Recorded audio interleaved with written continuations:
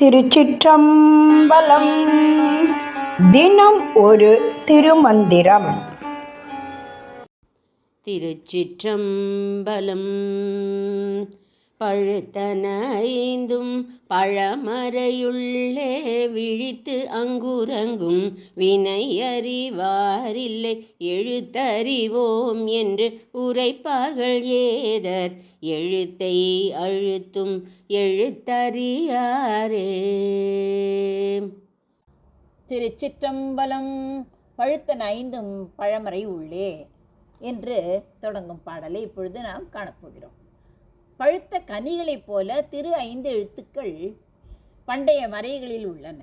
அந்த கனிகளை உண்பதற்கு அவற்றையே சிந்தித்து அவற்றில் ஆழ்ந்து விடும் அருமையை உணராதவர்கள் அறிவிலிகள்.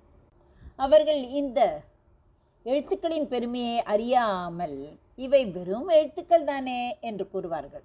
ஆனால் அவர் தம் தலையெழுத்துக்களையே மாற்றும் வல்லமை படைத்தவை ஐந்து எழுத்துக்கள் என்று அவற்றின் பெருமையை அவர்கள் அறிய மாட்டார்கள். வேதங்களின் சாரமான ஐந்து எழுத்து மந்திரத்தை, அதாவது நமசிவாய ஓதுவதன் நோக்கம் என்ன?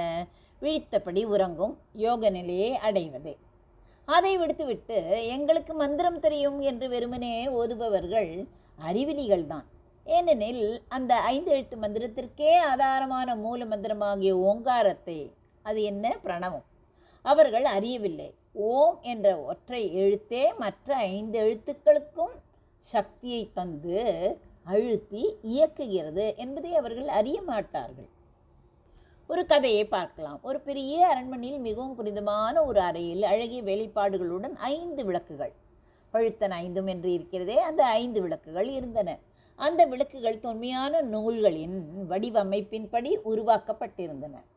பலர் அந்த அறைக்கு வருவார்கள், போவார்கள். அவர்களில் சிலர் அந்த விளக்குகளின் உலோகத்தை பற்றியும் அதன் வடிவமைப்பை பற்றியும் அதில் வரையப்பட்டிருந்த சித்திரங்களை பற்றியும் நாள் கணக்கில் விவாதம் செய்வார்கள்.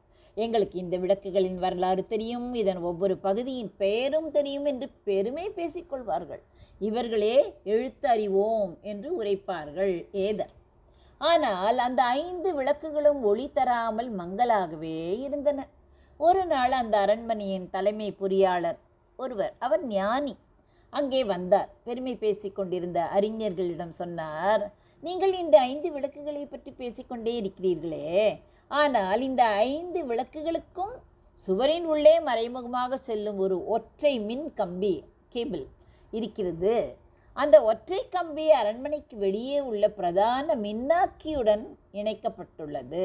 மின்னாக்கி என்பது என்ன? Generator, main generator.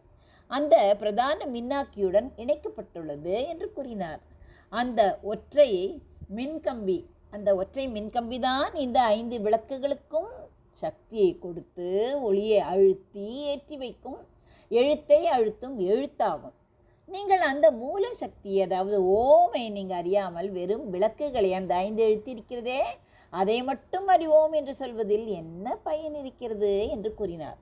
மேலும் அவர் சொன்னார், அந்த மூல சக்தியுடன் நீங்கள் தொடர்பு கொண்டால், மூல சக்தி என்ன? ஜெனரேட்டர், அதிலிருந்து தானே வருகிறது மின்சாரம். அந்த மூல சக்தியுடன் நீங்கள் தொடர்பு கொண்டால் அந்த விளக்குகள் எரிவது மட்டுமல்ல, இந்த அறையே ஒளியில் மூழ்கி நீங்கள் கண் திறந்தபடியே பேரொளியில் விழித்து உறங்கும் ஆனந்த நிலையை அடைவீர்கள். அந்த வழியை அறியாமல் இருப்பதுதான் உங்கள் அறியாமை. அந்த வழி என்ன? வினை. அதை அறியாமல் இருப்பதுதான் உங்கள் அறியாமை. இதன் நீதி என்ன? 5 எழுத்து என்பது என்ன? நமசிவாய. அந்த நமசிவாய என்பது 5 சக்தி வாய்ந்த விளக்குகள். ஓம் என்ற பிரணவம் அந்த விளக்குகளுக்கு சக்தி தரும் மூல மின்சாரமாக இருக்கிறது. மூலத்தை அறியாமல் விளக்குகளை மட்டும் அறிவது பயனற்றது என்ற கருத்தை தெரிவிக்கிறது இந்த கதை.